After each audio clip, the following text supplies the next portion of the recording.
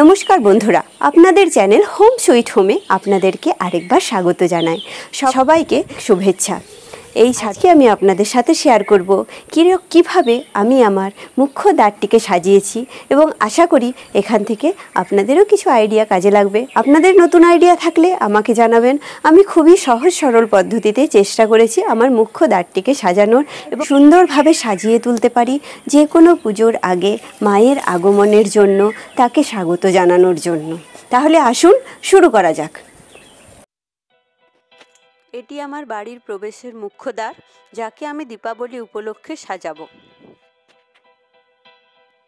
দীপাবলি মানে মা কালী ও মা লক্ষ্মীর আরাধনা, তাই তাদেরকে স্বাগত করার জন্য বাড়ির প্রবেশপথে আমরা সবাই আলপনা দিই। আমি প্রথমেই আলপনা দিয়ে নেব। এই ক্ষেত্রে আমি আলপনা দেওয়ার জন্য আবির ব্যবহার করব না, কারণ প্রবেশপথে আবির দিলে আমাদের আসা যাওয়ার অসুবিধা হয়।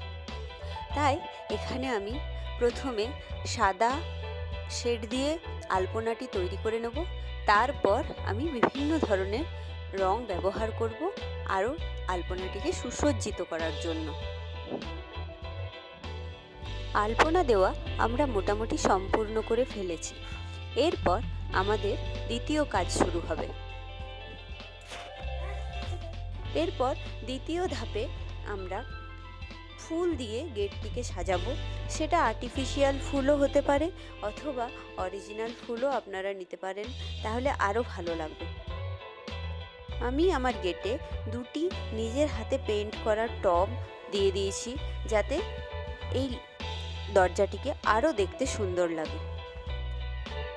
যে কোনো শুভ কাজেই আমরা আমাদের মুখ্য দ্বারে জল ভর্তি ঘট দিয়ে থাকি, তাই আমি এখানে দুইটি ঘট দেব এবং সেক্ষেত্রে আম পল্লব এবং ফুল দিয়ে আমি ঘটগুলিকে সাজিয়ে নিয়েছি। টবগুলিকেও আমি নিজের হাতে বিভিন্ন রকমের কালার দিয়ে পেইন্ট করেছি এবং তাতে এদের লুক আরেকটু ভালো হয়েছে। মোটামুটি আমার সাজানো কমপ্লিট।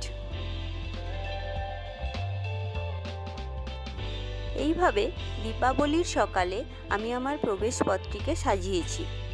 এইভাবে যে কোনো পুজোর আগেই আমরা আমাদের প্রবেশপথকে সাজাতে পারি।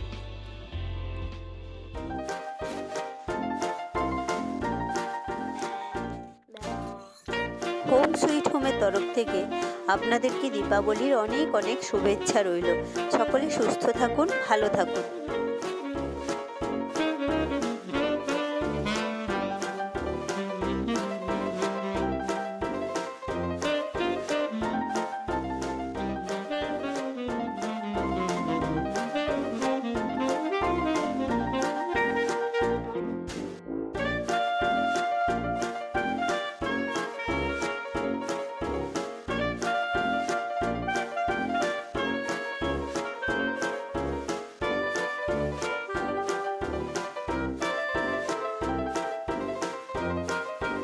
ভিডিওটি ভালো লাগলে লাইক করুন, শেয়ার করুন এবং চ্যানেলটিকে সাবস্ক্রাইব করুন এবং চোখ রাখুন প্রতি রবিবার দুপুরবেলায় হোম সুইট হোমে।